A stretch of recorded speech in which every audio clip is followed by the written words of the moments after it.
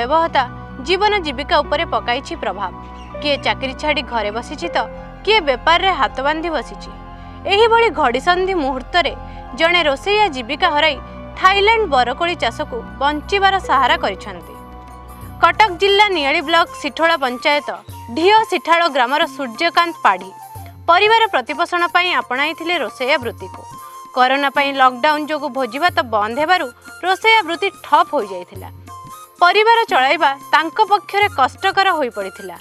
सेही समय रे से थाईलैंड बरकोली चाष प्रति आकृष्ट होई कलिकता जाई चारा आनी आरंभ करिसेंती थाईलैंड बरकोली चाष। मात्र 6 मासरे लगा जाइथिबा गछ एबे फल फलिबा आरंभ करिछि। गछर आकृति तुलना रे फल बहु अधिक फलिथिबारु बहुत लाभर आशा रखिसेंती सूर्यकांत।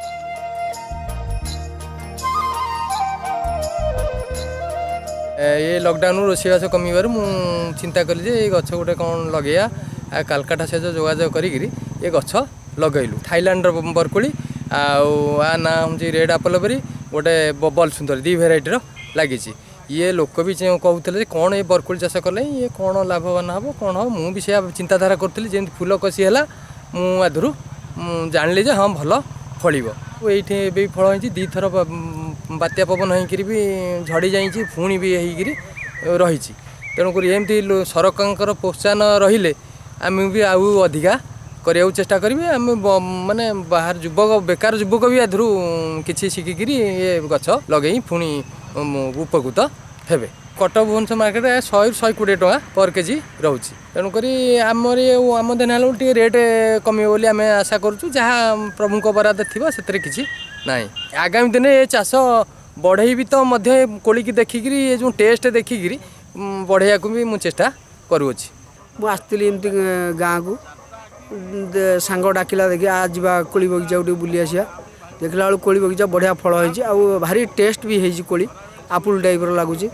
आम एटा देखिक चिंता कर आम भी किसी कोली जदि सरकार तरफ किसी भी साहाय्य मिलला अन्य मानक साहाय्य मिलता आम भी आधर किसी बगीचारू 1-2 एकर करूँ। तांको चाषर खबर पाई देखा आसुछंती बहु लोक। प्रथमे थट्टा करुथुबा सांग एबे तांको सफलतार अनुप्राणित होई एही चाष को आपणाइबा को मनस्थ करिसेंती। सूर्यकांत सहयोग रे चारा आनी चाष करने को तांकर परामर्श और सहयोग लोड़ुछंती। ओडिशा माटीरे थाईलैंड बरकोलीर मध्य स्वाद बहुत रहिथिबा खाउटी कहि बुलुछंती।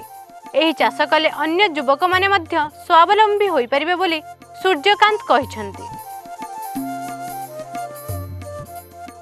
आमर गोटे सांग पिला लॉकडाउन टाइम रे आणिकी ये प्रथमे थाईलैंड बरकोली चारा मगैकी लगौले से लोक मैंने हे ज्ञान करुले ये जलवायु सी हेनी कि किसी ना गुड़ाए पैसा लॉस करूँ ये सी किंतु एबे आम देखिलु जे से गछ बढ़ी बहुत ये कोली फली प्रबल मात्रा रे भल टेस्ट भी कोलीर अच्छी देखा भी भारी सुंदर आउ सी आदि किसी पैसा भी बेनिफिट पाइब आ कोलीर स्वाद भी भल रही। लोक आसुँच विभिन्न जगार आसिक लोक कोली बगीचा बुली देखुंत।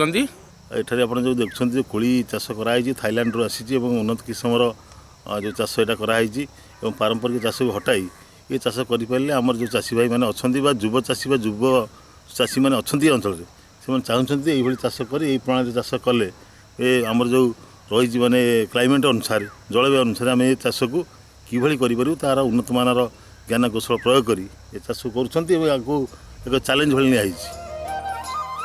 सरकारी सहायता मिले सूर्यकांत भली अनेक बेकार युवक एही चाष करि पारंते और एहा द्वारा ओडिशार बेकारी समस्या किछि मात्रा रे रोका जाई पारंता बोली आशा करा जाउछि।